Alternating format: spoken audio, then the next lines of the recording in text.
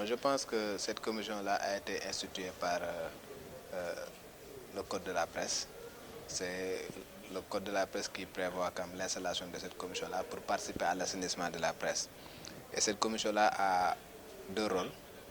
Délivrer la carte nationale de presse aux journalistes qui sont sortis d'écoles de formation, mais également valider l'expérience des journalistes qui sont dans les rédactions et qui ne sont pas sortis d'écoles de formation. Donc aujourd'hui, le Code de la presse a redéfini le journaliste parce que, bon, disons qu'il y a un ancien code qui était là. Et l'ancien code disait que un journaliste, c'est celui qui est sorti d'une école de formation et dont le travail consiste en la collecte, la vérification et la diffusion de l'information et qui tire l'essentiel de ses revenus dans ses fonctions de journaliste. Mais il y avait un deuxième alinéa qui posait problème. Ce deuxième alinéa disait que même si vous n'êtes pas sorti d'une école de formation, il suffisait tout simplement d'intégrer une rédaction, de travailler dans la collecte, la vérification et la diffusion de l'information et de tirer l'essentiel de ses revenus dans ce travail-là. Cet article-là posait problème. Posait problème pourquoi? Parce qu'il n'y avait pas de critères de formation, il n'y avait pas de critères de diplôme, il n'y avait absolument rien.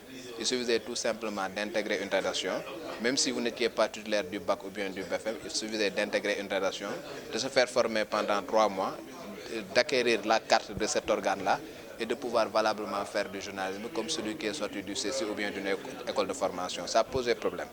À un moment donné, les gens, le gouvernement en l'occurrence, s'est dit qu'il faut quand même qu'on essaie d'assainir un tout petit peu la presse. Assainir, c'est quoi? C'est encadrer un tout petit peu la profession de journaliste de manière à ce qu'il n'y ait pas un certain nombre de dérives. Et ça commence par une formation, ça commence par délivrer cette carte nationale de presse-là à des personnes qui sont assez responsables, qui ont quand même un certain nombre de niveaux de formation. Aujourd'hui, il y a un nouveau code de la presse qui a été voté en 2017 et qui a été promulgué par le président de la République. Et ce nouveau code-là redéfinit les journalistes. Aujourd'hui, le journaliste est défini comme celui qui est sorti d'une école de formation, dont le travail consiste en la collecte, la vérification et la diffusion de l'information. Ça, c'est le premier alinéa. Le deuxième alinéa dit que si vous n'êtes pas sorti d'une école de formation, il faut avoir la licence plus 2 ans d'expérience pour venir au niveau de la commission de validation de l'expérience. Si vous ne répondez pas à ces deux critères-là, il faut avoir une expérience de 10 ans dans la pratique journalistique pour pouvoir venir au niveau de cette commission-là.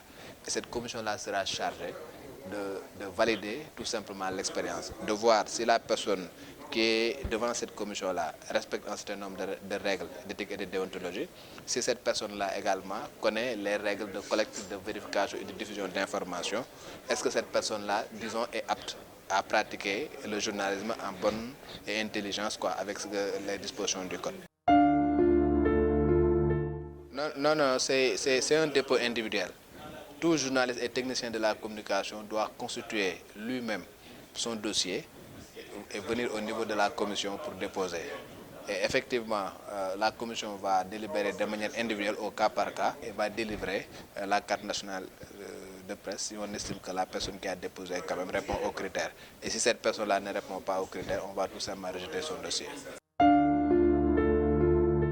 Ouais, la carte a une durée de 3 ans renouvelable. Donc le détenteur de la carte doit se rapprocher de la commission 3 mois avant l'expiration de sa carte pour se faire délivrer une autre carte nationale de presse. Bon, la commission a une durée de 2 ans renouvelable une fois également. Bon, aujourd'hui, nous avons été officiellement installés. Je pense que la prochaine étape, c'est tout simplement de valider le règlement intérieur qui est en train d'être confectionné. C'est ce règlement intérieur-là qui nous permettra de véritablement commencer le travail. Nous espérons quand même que dans un avenir très proche, nous allons valider ce règlement intérieur-là. Et dès qu'on valide ce règlement intérieur-là, on va commencer à recevoir les dossiers. Si on reçoit les dossiers, il y a des critères qui sont édictés quand même par le code de la presse. Quand on reçoit les dossiers, on va éplucher et on va donner la carte nationale de presse au fur et à mesure. Nous espérons comme que d'ici la fin du premier trimestre de l'année 2020, donc d'ici la fin du mois de mars, nous allons délivrer les premières cartes. Nous l'espérons en tout cas. Non, il y avait urgence parce que quand même quand on parle d'assainissement, c'est parce qu'à un moment donné, quand même, c'était pas sain. Assainissement, c'est quelque chose qui n'est pas sain qu'on assainit.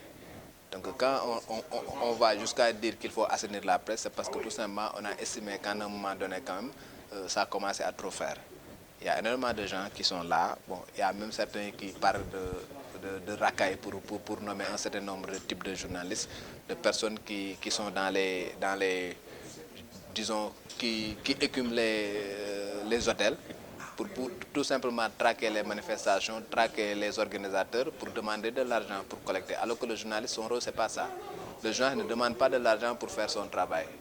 Quand vous êtes responsable d'organes, vous envoyez un reporter sur le terrain, c'est vous qui devez assurer son transport et c'est vous qui devez assurer quand même ce qu'il faut pour lui permettre de faire correctement son travail. La commission a deux seuls rôles. C'est délivrer la carte nationale de presse aux journalistes qui sont sortis d'école de formation et valider l'expérience des journalistes qui ne sont pas sortis d'école de formation et qui répondent aux deux critères, c'est-à-dire avoir la licence plus de 2 ans d'expérience ou bien avoir 10 ans d'expérience. Ça, c'est le rôle de la commission. Maintenant, ce que vous dites là, c'est prévu quand même par le code de la presse. Le code de la presse dit maintenant on ne parle plus d'organes de presse, mais maintenant on parle d'entreprise de presse.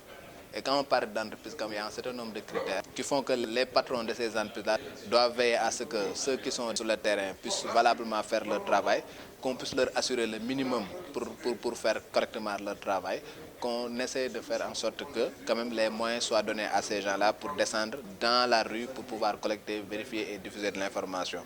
Qu'on essaie un tout peu de tout faire pour que ces gens-là ne soient pas précarisés, quoi. Parce que quand on parle de précarisation de la presse, quand on précarise un journaliste quand même, bon, ce journaliste-là est assez sensible à l'argent et pourra valablement faire des choses qui sont aux antipodes de la pratique journalistique. Et ça, je pense qu'il revient aux patrons de presse de veiller à ce que leurs reporters, leurs journalistes, quand même, soient dotés de moyens pour pouvoir faire exactement le travail qui leur est demandé. Non, en fait, c'est l'impression c'est l'impression qui est donnée que la commission est là pour régler tous les problèmes de la presse. Non, non, la commission n'est pas là. La commission, c'est juste une étape. Il y a d'autres étapes qui doivent être franchies. Je pense qu'il y a beaucoup d'acteurs qui doivent quand même faire le nécessaire pour permettre véritablement cet assainissement dont on parle. La commission va jouer sa partition en faisant en sorte que seuls les ayants droit, ceux qui sont véritablement des journalistes au sens du code, vont disposer de cette carte nationale de presse. Maintenant, il reviendra à l'État du Sénégal de veiller à ce que ce texte-là soit appliqué, veiller à ce qu'au niveau des organisations, au niveau des manifestations qui sont organisées par l'État du Sénégal, que seuls les détenteurs de cette carte-là puissent accéder, qu'au niveau des moyens qui sont donnés en faveur de la presse, que seuls les détenteurs de cette carte-là puissent en disposer. Ça, c'est la première. Donc, il y a un rôle qui doit être joué par l'État du Sénégal. Il y a un autre rôle qui doit être joué par les entreprises de presse, qui doivent veiller à ce que les personnes qui travaillent dans leurs entreprises quand même puissent disposer de cette carte nationale de presse. Mais il y a un troisième rôle également qui doit être joué par les organisateurs, qui doivent veiller à ce que les gens qui viendront, qui seront conviés pour couvrir leurs manifestations là, soient véritablement des journalistes détenteurs de la carte nationale de presse. Donc c'est à plusieurs niveaux. La commission a son rôle à jouer, l'État du Sénégal a un rôle à jouer, les patrons de presse ont leur rôle à jouer, mais les organisateurs également des manifestations ont leur rôle à jouer. Nous avons commencé, nous allons jouer notre partition et nous appelons quand même les autres à jouer également leur partition. Tout ce que nous disons tout simplement, c'est d'appeler tous les acteurs de la presse à jouer le jeu. Nous, commission, nous avons un rôle. Notre rôle, c'est de délivrer la carte nationale de presse et tout simplement de valider l'expérience. Mais nous pensons que l'assainissement, c'est le travail de tous. L'assainissement de la presse, c'est le travail de tous. Ce n'est pas que le rôle de la commission, c'est le rôle de tous les journalistes, de tous les techniciens de la communication, c'est le rôle des patrons de presse, c'est le rôle du gouvernement, c'est le rôle de tous les citoyens sénégalais. Et nous appelons quand même tout le monde à jouer le jeu pour qu'au moins que le travail qui est en train d'être fait, qu'on puisse voir les résultats dans un avenir très proche. Voilà, pour le bien de la population sénégalaise pour laquelle les journalistes exercent. Parce que s'il n'y avait pas de population, il n'y aurait pas de journalistes. Donc je pense également que nous aussi, nous devons un tout petit peu de respect à cette population-là pour leur donner des informations crédibles, pour faire en sorte que notre métier soit un métier quand même, qui est déjà un métier noble, mais il faut quand même qu'on lui redonne sa noblesse d'antan. En quoi faisant? En veillant à ce que notre profession soit une profession qui est pratiqué de la manière la plus idoine possible. Et ça commence tout simplement par respecter un certain nombre de règles.